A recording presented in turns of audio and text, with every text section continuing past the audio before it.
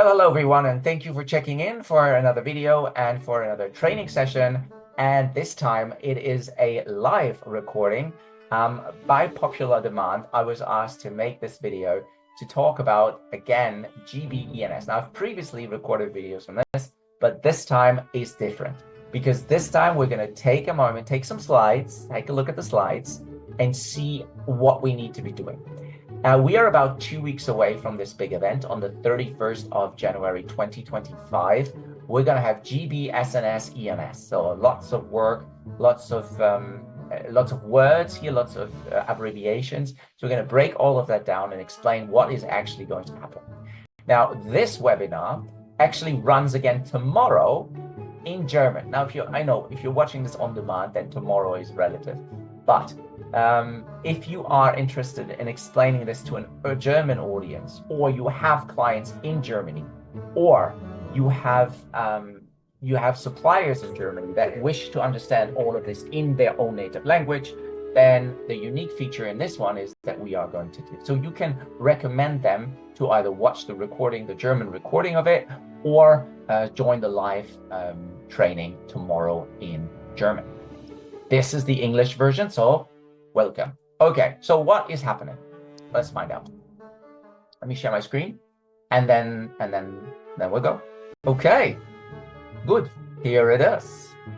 So we are talking today about safety and security declaration and their new requirements from the 31st of January 2020. It comes as no surprise that after the UK has left the European Union, there will be changes, and Great Britain has left the EU safety and security zone.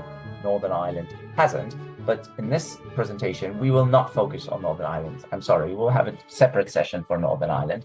We'll just focus on Great Britain, for Great Britain being Scotland, Wales, and England, and of course, Channel Islands.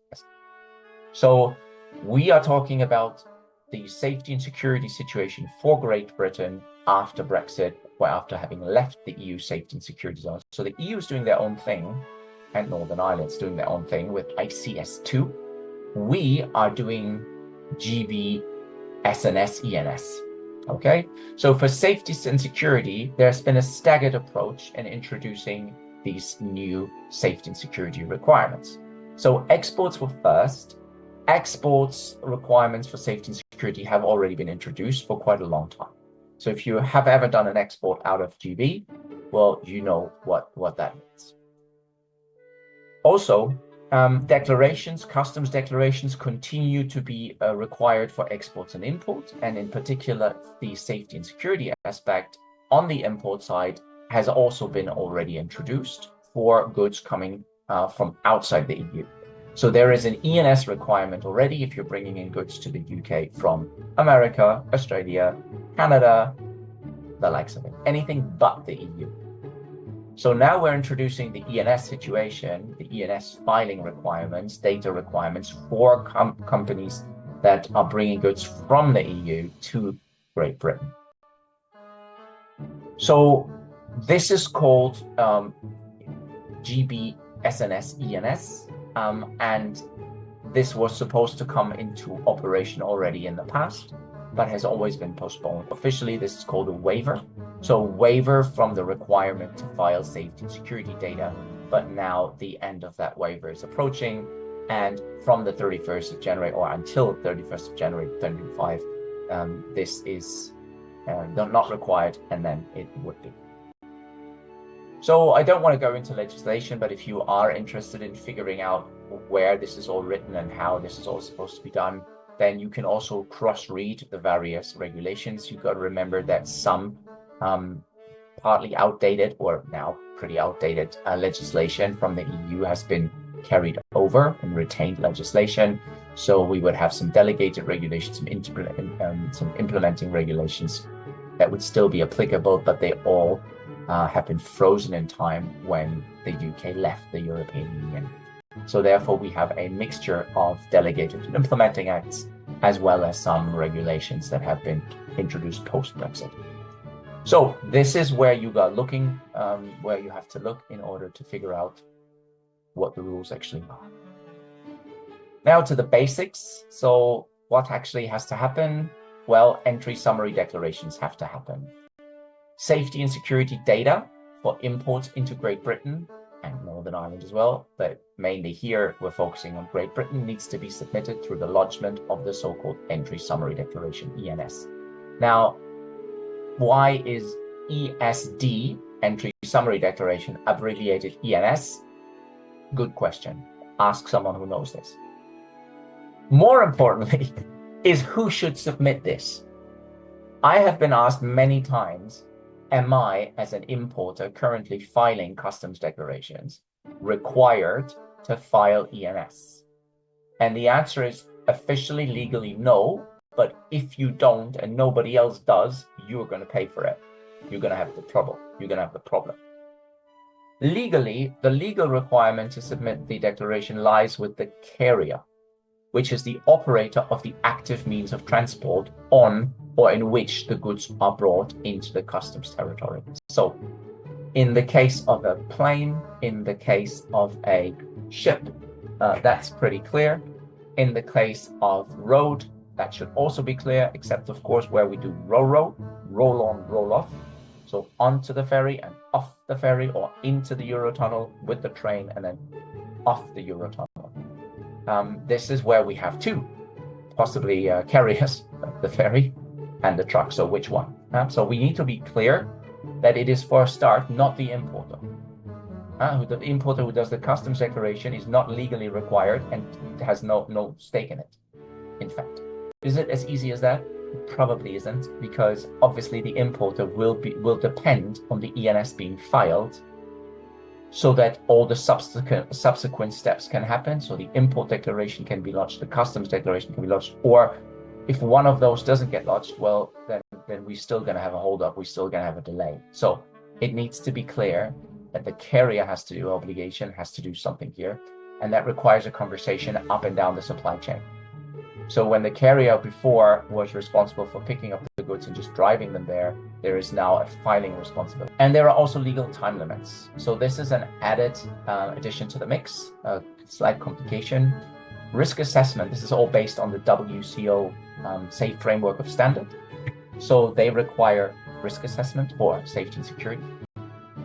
And in order to ensure that that's possible, the computer can do this, and HMRC can do this, the customs authorities can do this, they need time. So therefore, there are timelines which need to be respected as regards the filing of ENS. So this means it is not possible to file this ENS declaration 5 minutes before arrival. You need to be filing it within the respected timelines or the legal timelines set by the legislator, and I'll tell you what these are.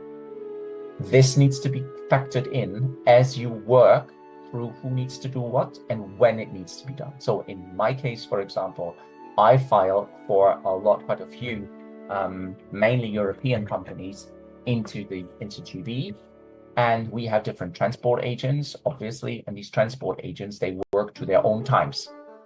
Now they have to talk to me and tell me when they will be arriving and when they will be loading and the likes, and where they will be loading. So there is more conversation that I now need to have with the carriers of my clients so that I can get the information to file the ENS for the carrier, not the import. So you can see there is more conversation that needs to be had, more understanding, more contracts to be signed in order for this to be successful on the 31st of January. But this is an organizational matter, not a matter of law. And again, the transportation mode matters here. You need to know who's to do what. For rail transport, it will be the rail freight operator, authorized to take the train through the Channel Tunnel if the goods are traveling by rail. For air and sea transport, it's the party responsible for submitting the declaration is the one that has contracted or issued the bill of lading or airworthy. This is usually the shipping company or the airline company for air transport. Roll on, roll off is very important for many people, given the closeness to the continent. So it's the haulage company responsible for lodging the declaration for accompanied goods, while it's the ferry operator for unaccompanied goods.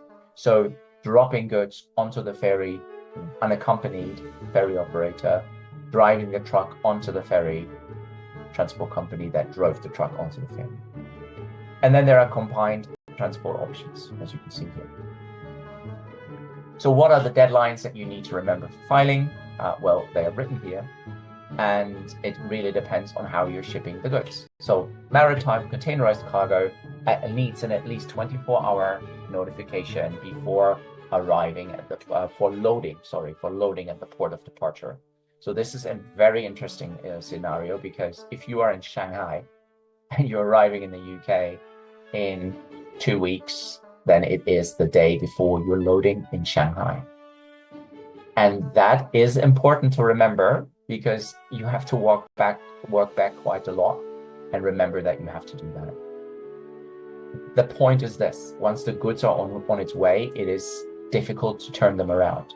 And if the UK wishes to reject them and wishes to issue a do not load message, they should be able to. There's nothing worse than realizing you've missed it once you're already on the sea. And I won't go through all of them here, just pick out two.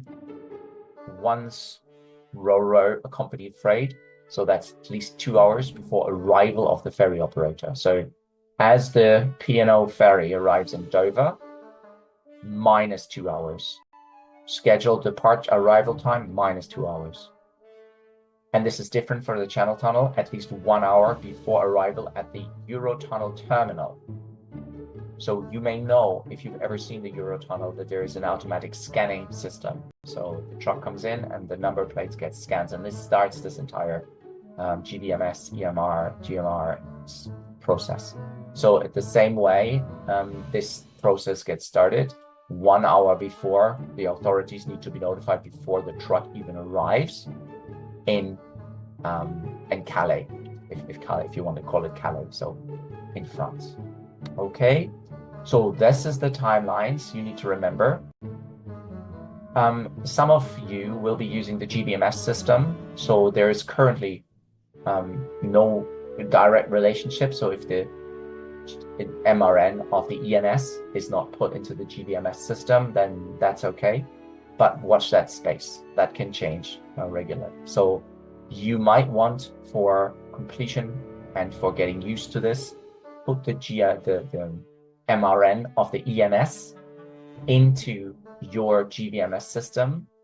That will be possible. So you have two MRNs now. The MRN for ENS and the MRN for GBMS. And you want to make sure you don't confuse the two. The MRN for the CDS import declaration. So you have two MRN, one for ENS and one for CDS, and you don't need to place both today into the GBMS system to generate the GMR. You still follow, but in the future it might be a requirement.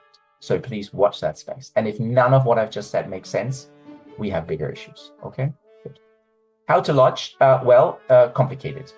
So you would expect that government requirements state that if you are imposing administrative burden on traders such as us, you would at least give us a system which would allow us to lodge it for free. A government system where I can lodge customs declarations is in existence. It's not great, but it is what it is. So it's at least there. So you could use it. For S&S, this is not available. Formally it's called the S&S GB service, does not have a user interface. You cannot, if you wanted to, submit an S&S GB ENS, but you need to. So you must supply it using compatible software. And you have now the option to get that software and to lodge it yourself. Contact a software developer, get set up, and go lodge. Or you can use the services of a community systems provider, or you can use an agent to file it for you. Then they will either contract with a software provider or a community service provider. And that comes at a cost, of course. Before you ask, you can already imagine that has a cost. Whatever you will do, you will need to pay that third-party provider for opening a channel for you. And if you have an agent, the agent will charge for their work and the subscription to the software provider.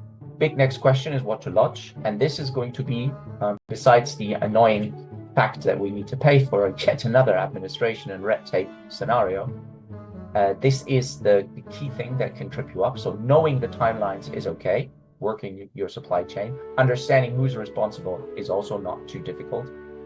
What to lodge is going to be important because you need to make sure the right person has the right data. And if I file for you, I need that data.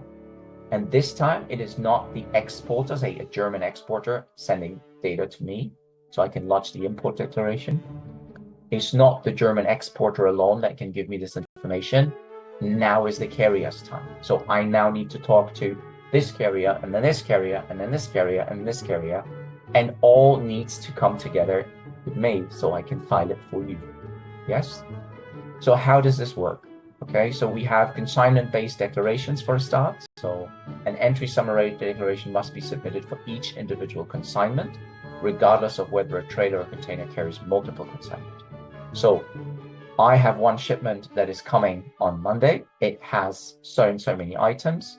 They don't travel in a container. And I make one CDS declaration for this, for imports.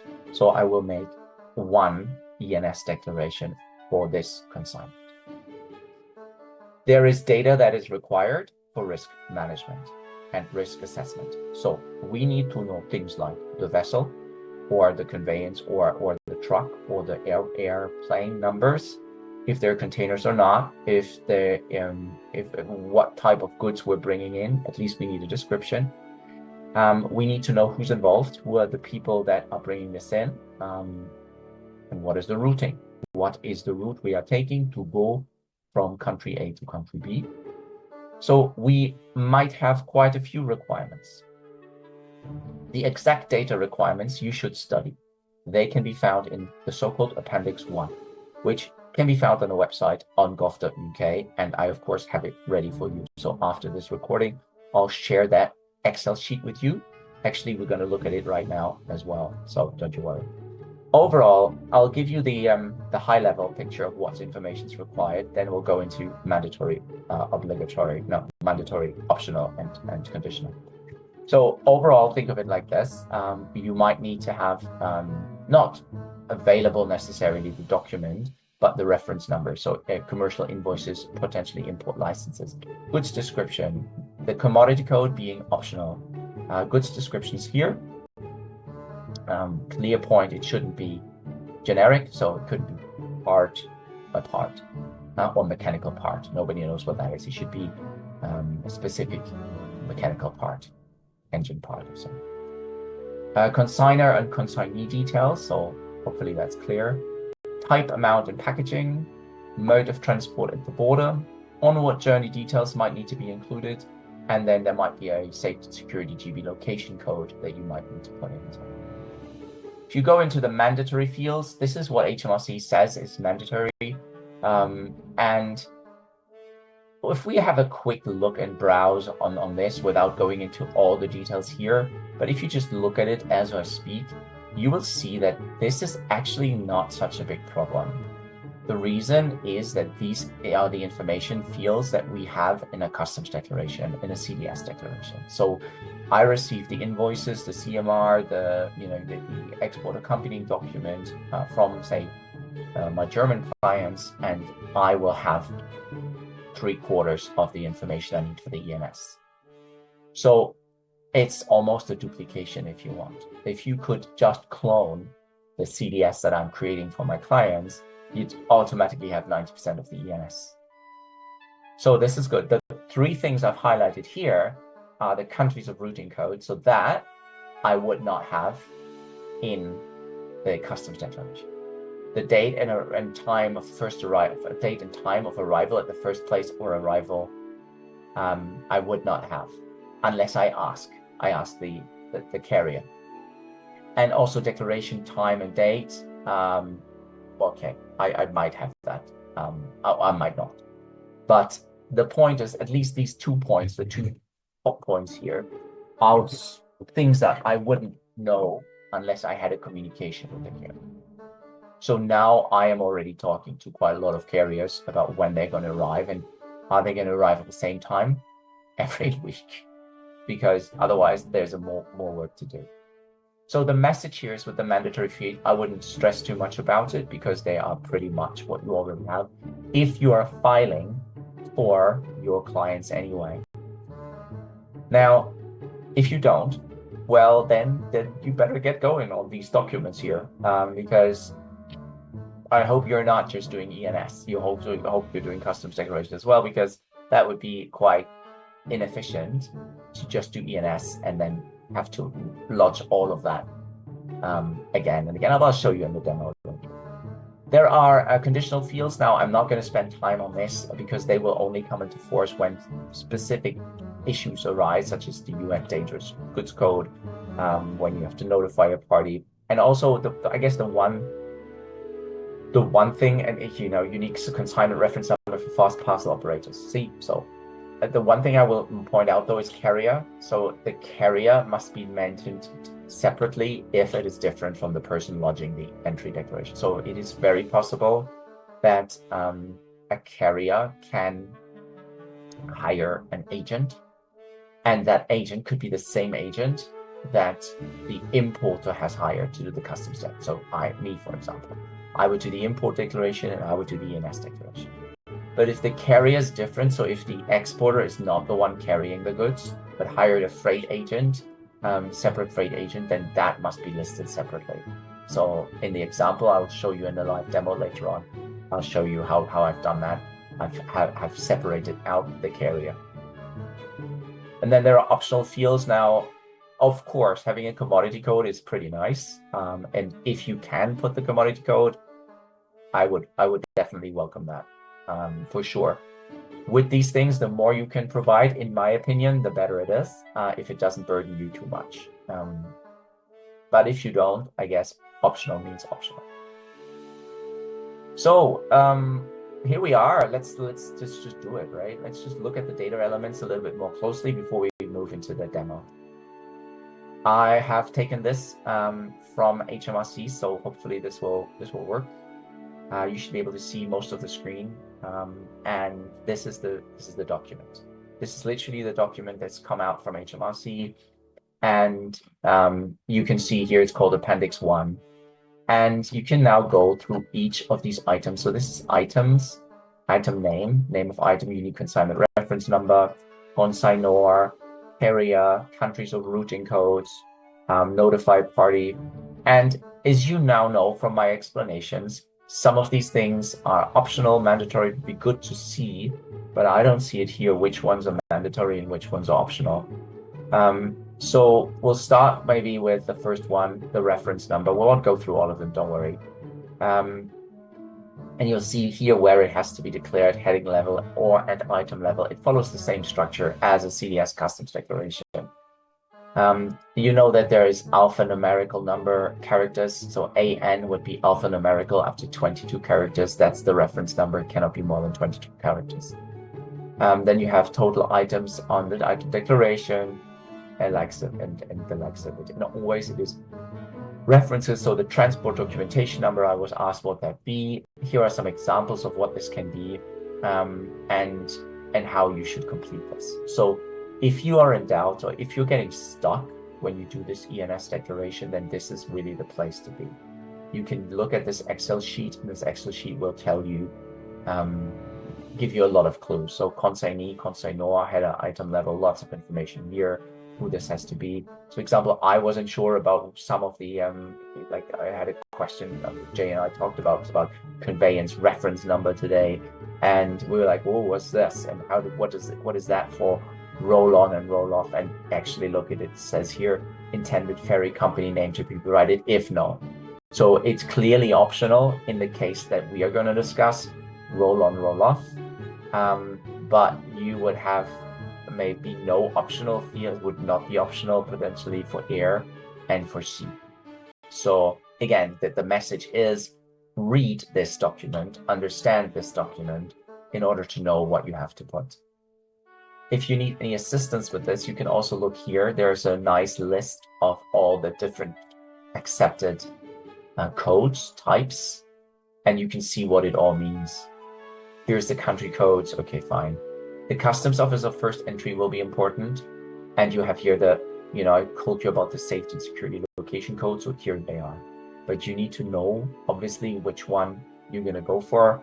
Here are the two keys that obviously will matter in our example in a moment, which is Dover OTS freight clearance and then Eurotunnel freight. So we've got the sea traffic and the road and rail traffic, and depending on where you are, if you're entering by ferry or you're entering by sea or by ro-ro, you will have to choose either one of those. And again, you might not even ever have to do this. This will be something that your agent does for you. But if you're just the customs manager who's never going to file this, you still are probably responsible for auditing it and making sure it's correct. So understanding what these codes then actually mean, like with the CDS declaration, is going to be important.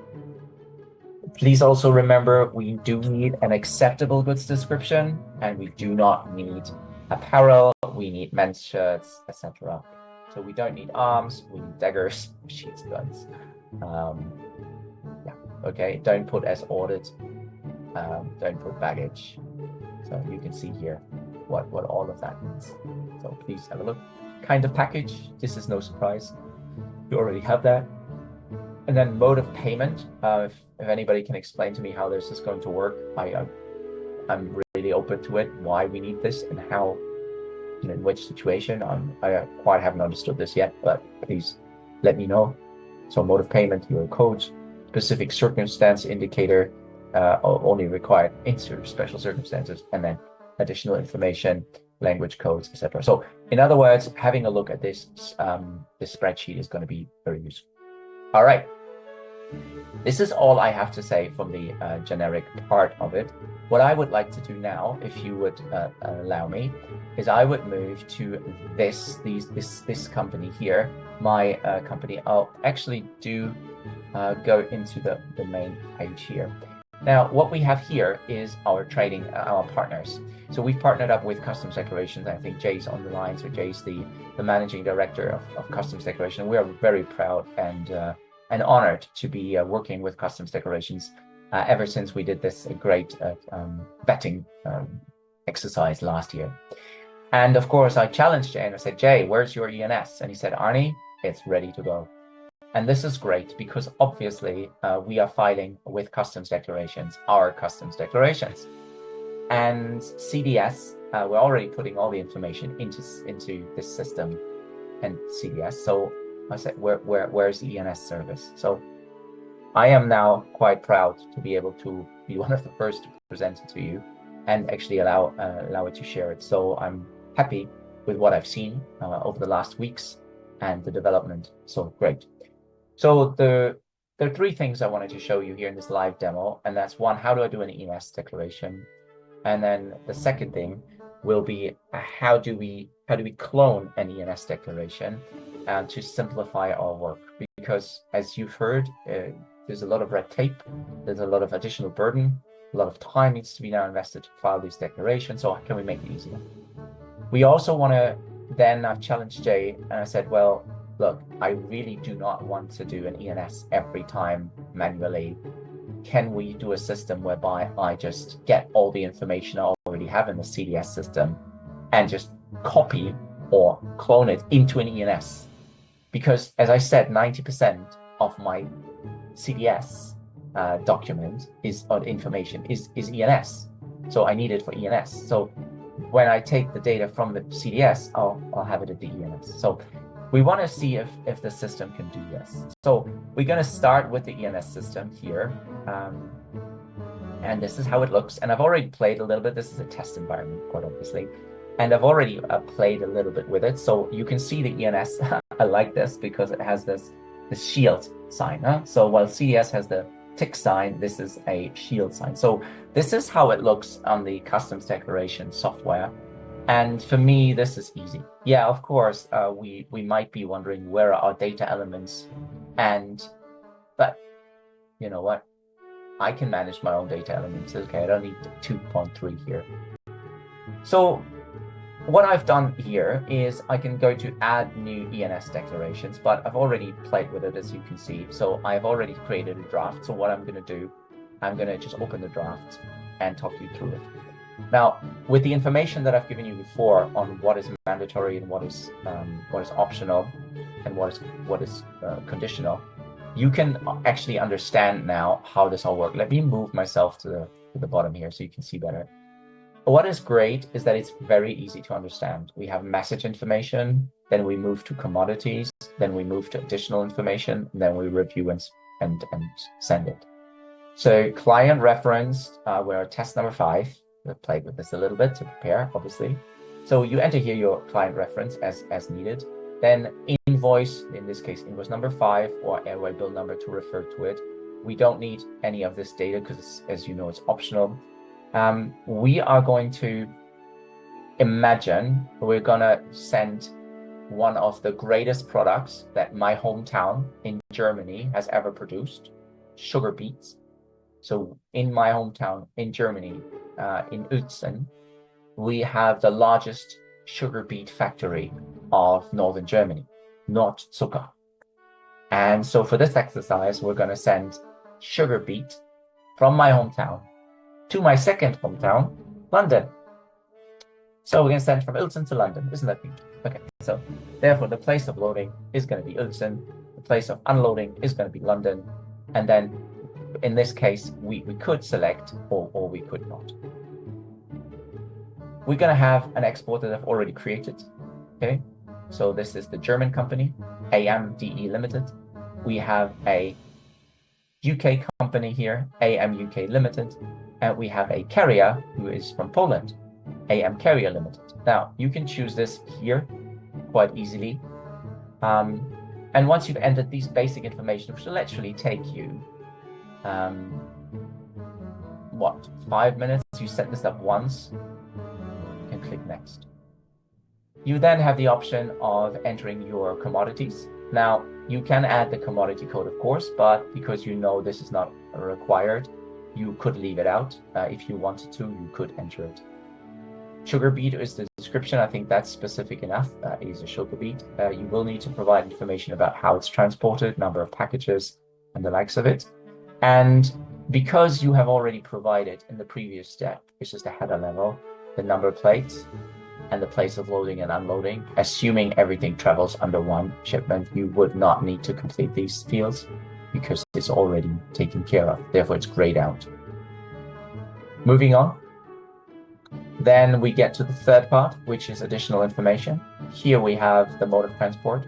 In our case, we're going to take a little truck, go from Germany all the way to London via Dover, and we're going to use the Eurotunnel. So we're going to have a rower accompanied. Then we don't need to worry about any of this. This, in this case, doesn't apply. This is important. So the customs office, here we have all these numbers that we talked about that I've shown you before. And in our case, it's Dover Eurotunnel freight. The expected arrival time will not be the 7th because that will be in the past, because today is the 16th. So we're going to go with the 17th and we're going to go 6 a.m. And then we're going to have the last thing we're going to need to be doing is routing countries. And here we have a wide range of countries. We're going to start in Germany. We're going to move to the Netherlands. Then we're going to go to Belgium. Then we're going to go to France. Then we're going to go to UK. So we've got Germany, Belgium, Netherlands, France, and GB. Not sure if GB needs to be there, but this is how this routing is important. And this is information we would need from the carrier. So then we go next. And now what's really great is we have the review. Okay, so we're going step by step by step, and this turns green. We're in the shield, so that means we're doing ENS. Can check all of this information, and then I can submit. And if I did this right, we should get now a submitted function and a movement reference number. So what happened now is we have status of success. So I've successfully submitted this. We have a movement reference number. Now we need to remember this is our ENS movement reference number, not the CDS declaration. Just remember the 6BMO because that just shows you this is our ENS. And we might want to communicate that with whoever needs to know it. Notifications would be received here. Okay, so you can see more details that you might need to have. And if there was something to open, you can see it's okay. It's submitted. Now, just a couple of things. If you thought there was an error, you could still amend it. And this is the button to amend it. So I go in and I amend it. I can reload it, and I can clone it. So if tomorrow the same thing happens again, all I need to do is click here and I can just clone the whole declaration and then just enter, change maybe the reference number, the invoice. But if we're sending sugar beets every day, it would literally be an exercise on the same routing and the same everything. Possibly the number plate is to change. Then maybe this is a 5 to 10 minute exercise maximum. So I don't want to promise too much, but I want to say that you can clone it here. Okay.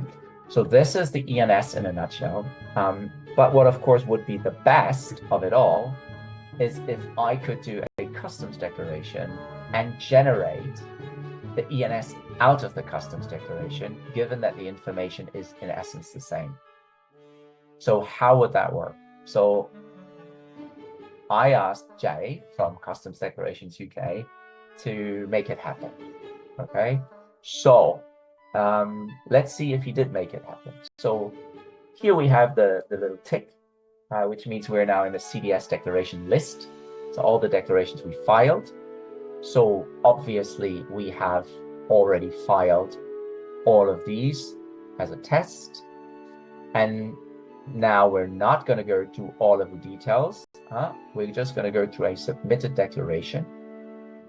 I'm happy to demo the whole CDS thing for you, but for now, let's just say we've already submitted this, okay? And it's already arrived, and we can see here how much money we would need to pay.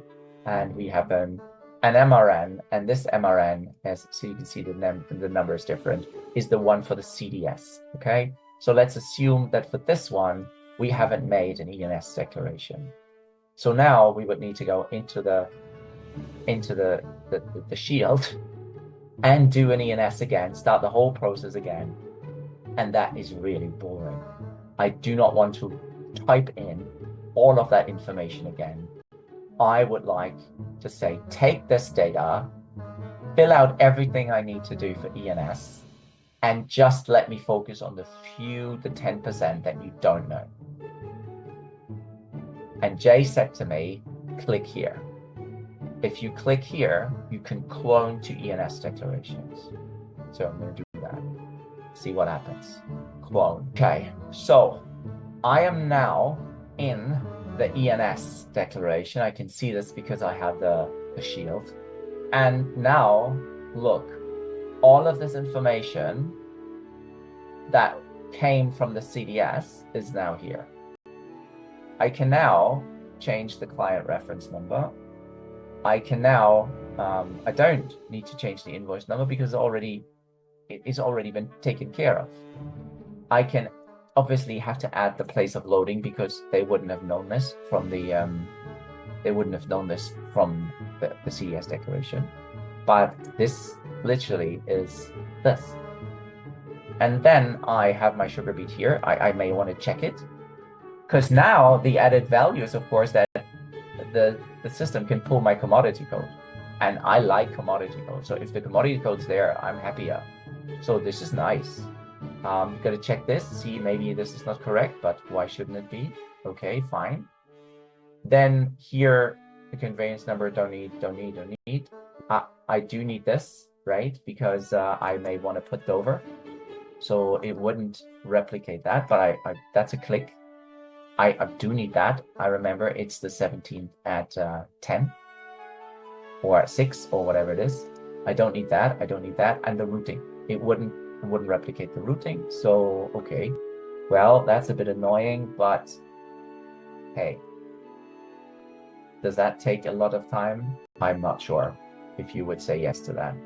Now, are there other solutions? Are there more automations? Yeah, of course there are. But, I think for someone who wants a manual input and wants to be able to understand what they're doing, then this is a nice option. So click here, and now you're good to go. And now you can submit it, and then it would be done. And there you have your declaration all sorted. So this is pretty good, and I'm pretty impressed that actually works. So Now, there's one more thing I wanted to show you, and I wanted to show this to you maybe with a already submitted declaration, which I also liked a lot. So you know that we have, we'll take this declaration you've done before. So this has gone through the same process. It's just cloned. I just cloned the whole declaration. But what happened was, so I have just, imagine I've just submitted the one that we've just done. And as a result, we would now get an ENS tracking number. We would also get an MRN. So we'll have an MRN for ENS and we'll have an MRN for CDS. Wouldn't it be neat if I could link the two? So here I am now at the end result of it all. I have now got a CDS declaration. I know I'm in a CDS declaration because I have a tick here. I have a transaction number, which is unique to me, which also could be my LRN, which is my LRN, I guess. I also know that there's an MRN number here. This is the MRN number I need for the GVMS system. I know all about my duties. I know about my messages received and the likes of it. Okay, good. And this is new. This is new. This is now the link to my ENS declaration. And if I click here, it's going to open my ENS declaration. So now I can see, I have submitted an ENS, and this is my link to the CDS declaration. It's beautiful. So now I will be able to say, okay, we have a link, we have done the ENS, and I can switch between the two. Because if I'm in the ENS, which you can see with the little icon here, then there is my unique reference number to the CDS declaration. So I am now able to go to my two clients now, one being the exporter who wants me to import, or the importer who wants me to file a customs declaration, and the transport agent, my second client, and say, well, here is the ENS declaration for you. It links to CDS declaration 22. Vice versa, I can say for the CDS declaration 22, the corresponding ENS LRN is 30. And if they come to me and say, Arne, can you pull me ENS declaration 30? There it is. So I think that is pretty neat, I must say. And if you now, if we move away from this for just a moment, and if I now look at this beautiful sugar factory here in Uelzen, where I'm sending sugar beets from Germany, they will be very happy because they can just do their sugar beet business and I will be doing their customs declarations and their ENS declarations. So one last thing to conclude before we can move also into questions. I wanted to stress that there are these three options. You can either file it yourself, in which case I have shown you a software that will do it for you quite easily and quite easily to use. Now, there are other software providers, of course. This is just to demo that ENS can be managed well and can be managed effectively. There's no need to panic.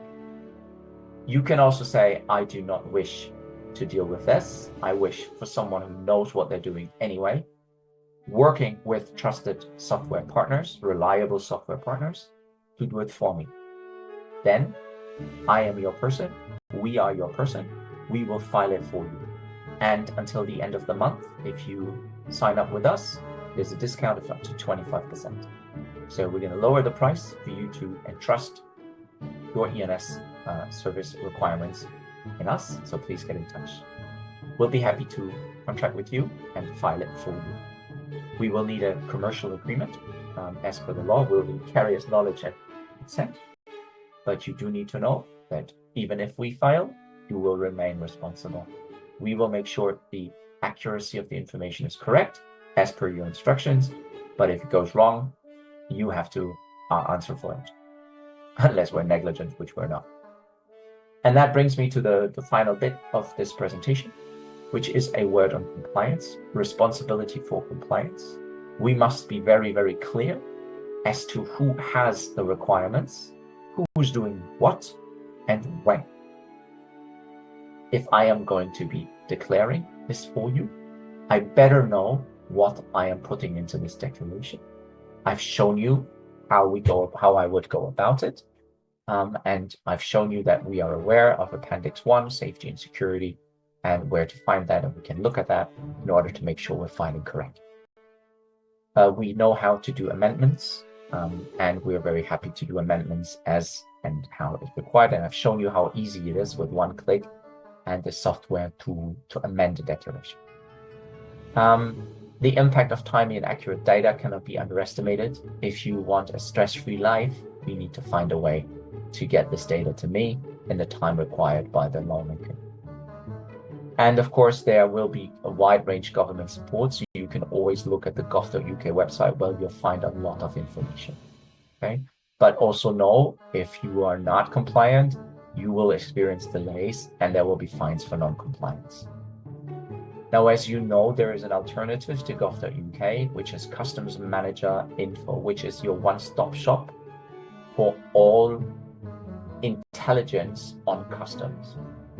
This is where you go to info, customsmanager.info, and you leave your details, simply your email address, and then you will be able to join a community of thousands of people who've signed up to receive up-to-date information on trade intelligence. And this is just some of the blogs. It's a blog style update that we publish. So we pass information through file sharing and through blogs. And here are just 4 of the blogs that you could find by being a member of customsmanager.info, our trade intelligence platform, where we share the latest documents, policy changes, law changes, etc., and thought leadership pieces. So please check this out. And as I've said already, there's a discount on ENS filing, up to 25% of your ENS filing costs if you engage us to file your GB S&S declarations for the 24th of January 2025 COB. You will need to be contracted with us to benefit from this reduction. That was it. I think I have completed everything in under an hour. I am very happy with that. That is all the time we have for this. We're now going to take some questions and we're going to take some discussions, but sorry for the audience watching this on demand. We are going to do this off the record. So we're going to stop the recording now, and then we're going to have a chat about the beautiful world of GB. So that reminds you, if you're watching on demand, join live. There's nothing like a live experience, because then you can ask your questions. Thank you very much for watching to the online community. And we're going to stop the recording now, and then we're going to talk about it between us. Thank you very much for watching, and I'll see you at the next time. Please like, subscribe, and comment below. All the best. Thanks.